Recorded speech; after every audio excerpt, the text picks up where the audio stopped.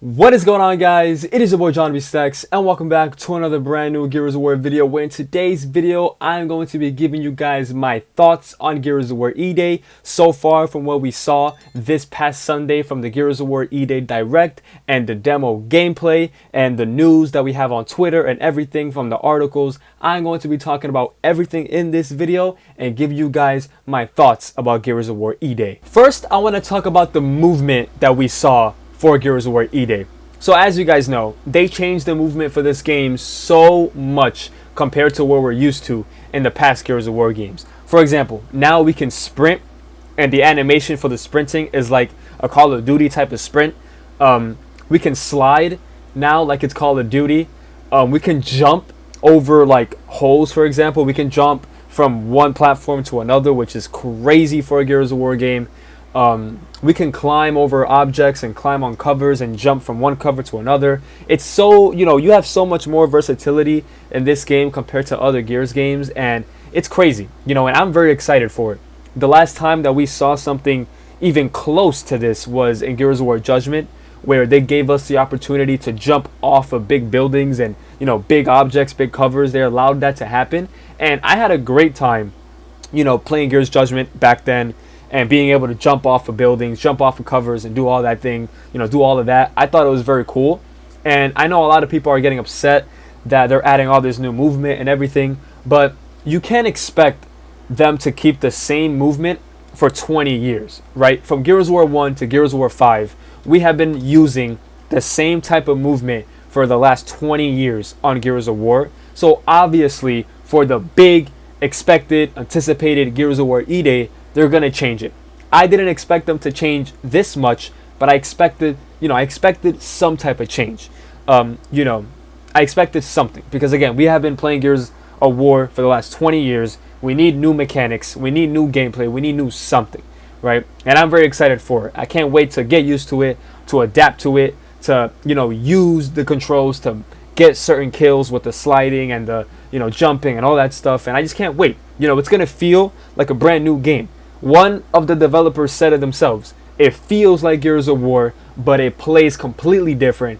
And I am very, very excited for the new movement on Gears of War E-Day. Next, I want to talk about something that I don't really like, but as I'm recording this video, they actually told us that they can change it. So I want to talk about the active reload. So if you guys don't notice, in the past Gears of War games, when you hit an active reload, the mechanic and the animation is on the top right of the screen where your gun loadout is. But for Gears of War E-Day, they decided to put it in the middle of the screen, I guess for like newcomers to get better at it and used to it or whatever. But as a veteran of Gears of War, I don't actually like that the active reload animation thing is in the middle of the screen. But on Twitter, they actually told us that we have the ability to change it. So we could either have it in the middle of the screen, or if we want, we can change it back to how it was in the older Gears of War games. Now I want to talk about the maps, and when I say maps, I want to talk about specifically the maps that we're able to play in multiplayer.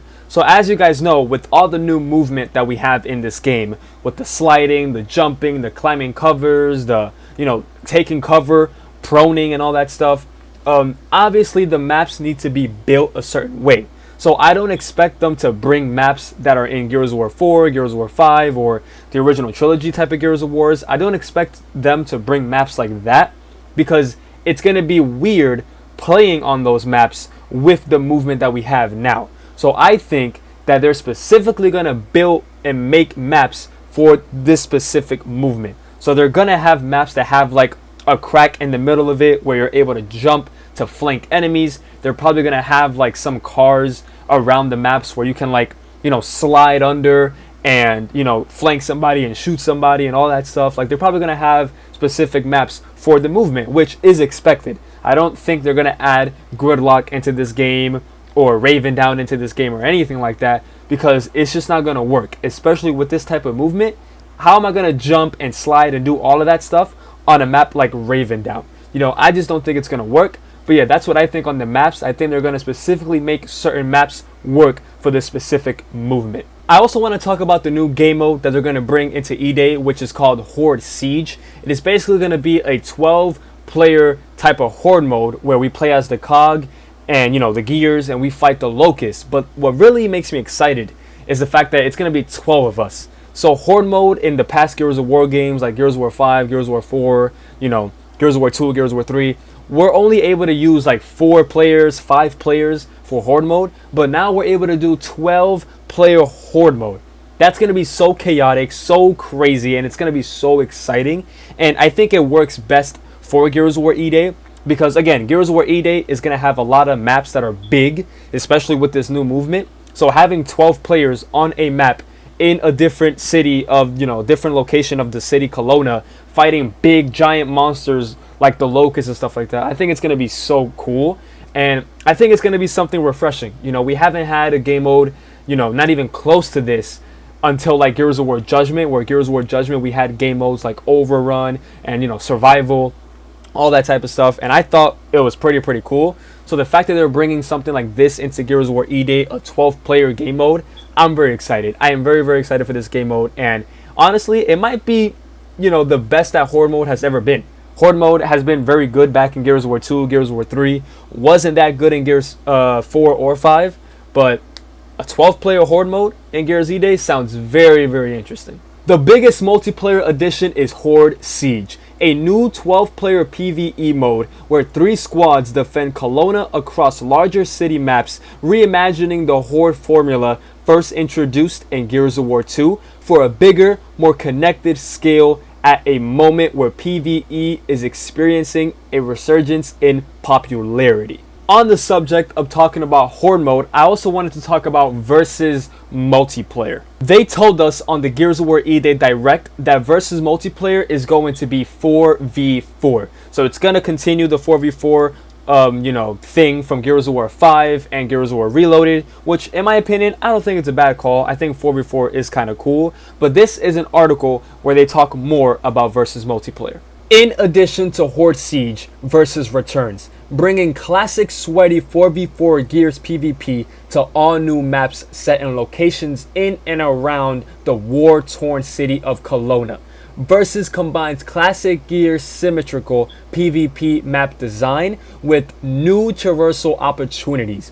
Players will put their skills to the test alongside a seasonal roadmap of killer content, almost all of which you can just earn by playing the game and completing in-game challenges, events, and achievements. As you guys can see, we're going to be able to earn customization just by playing the game, doing challenges, achievements, all that stuff, which is absolutely amazing. I think the old Gears games did an amazing job when it comes to that, especially Gears of War 3, Gears of War UE, Gears of War Reloaded, where all you have to do to get character skins, weapon skins, all of that is just by playing the game, leveling up your XP, doing achievements, challenges, all that. So I am very excited about versus multiplayer for Gears of War E-Day. The only thing that I wish they added for versus multiplayer is instead of it only being a 4v4, I wish they changed it to being like a 6v6, 12v12, 10v10, just something like that, so it can be just more bigger in versus multiplayer. Because as I said earlier in the video, the multiplayer maps I feel like are going to be very big, and I think they're going to be basically perfect to add a 6v6, you know, two more players, or a 12v12, 10v10, just something like that to really make Gears of War E-Day feel like that big game where, you know, it's just chaotic and crazy and exciting.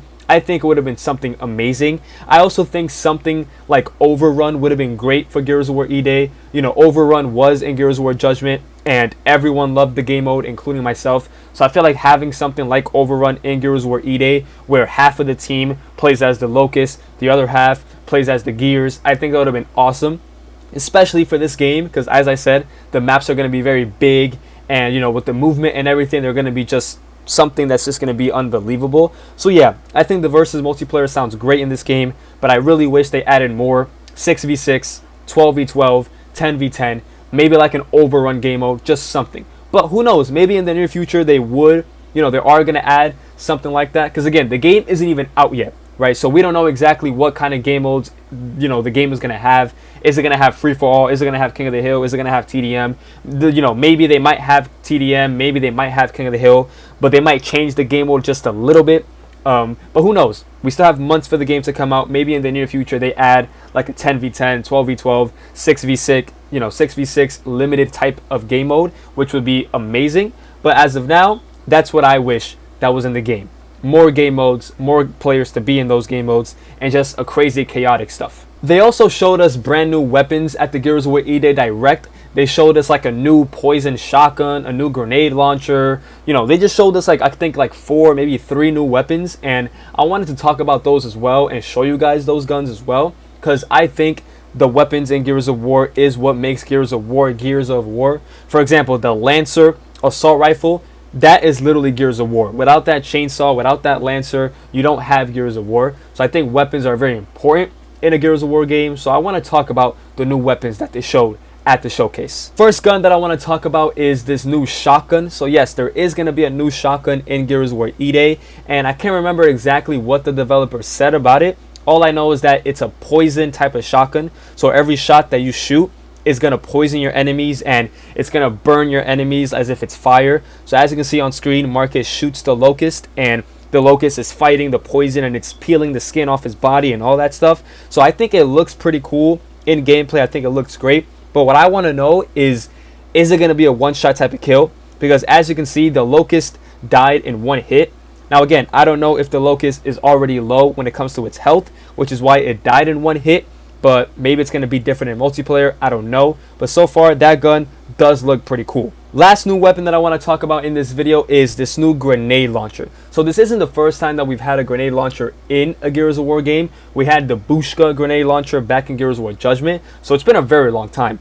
But the difference between this rocket launcher and the other one is, as you can see on screen, it says auto and manual. So I'm going to assume that when it's on, when it's on auto, when you shoot the grenade launcher, the grenade is going to blow up by itself or something like that. And then when you have it on manual, I guess you have to like hold it to hold the grenade. And then once you let go of the button, then it blows up, something like that. But either way, we have another grenade launcher in Gears of War with the poison shotgun that I showed you guys earlier, which looks pretty cool. There is other weapons that they showed at the showcase, but these are the ones that I'm showing you because these are the ones that are, interesting to me, and I wanted to show these new weapons off. But let me know what you guys think in the comments below about the new shotgun and the new grenade launcher. I have 2 more things that I want to talk about for E-Day, and it is about the campaign. So I read on Twitter that the Gears of War E-Day campaign is officially confirmed to be 14 hours long, which is also confirmed that it is the longest campaign in the entire franchise of Gears of War. The original trilogy, I think, only went like 9, 10, 11 hours in total. So now the fact that this one is going to be 14 hours is just amazing. I love the campaigns in Gears of War. No matter if they're bad or good, I just love playing a Gears of War campaign. And the fact that this one is going to be the longest out of the entire franchise makes me so happy. Last thing about the campaign is that it's going to be linear. If you guys do not know what linear is, it's basically the opposite of open world. So some video games are open world and some games are linear. And thankfully, for the love of God, Gears of War E-Day is going to be a linear game. They did say that they're going to add things in the campaign where you're able to explore and do certain things in the campaign and, the city of Kelowna. But overall, as a campaign, it is going to be a linear campaign, which makes me very, very excited. So I am very excited for the campaign. I'm very excited for the whole entire game in general. But there you guys have it.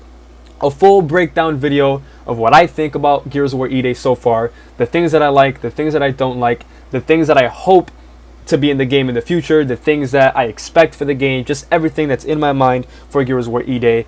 And I am very, very excited. If you guys are new to this channel and like this video, hit that like button, hit that subscribe button, turn on those post notifications so you guys won't miss a video about Gears of War ever. Follow my Twitch, it will be in the description below. And yeah, we are so close to Gears of War E-Day, playing the beta in August, full game comes out in October, and I'm very, very excited. But yeah, I'll see you guys in the next one, and peace out.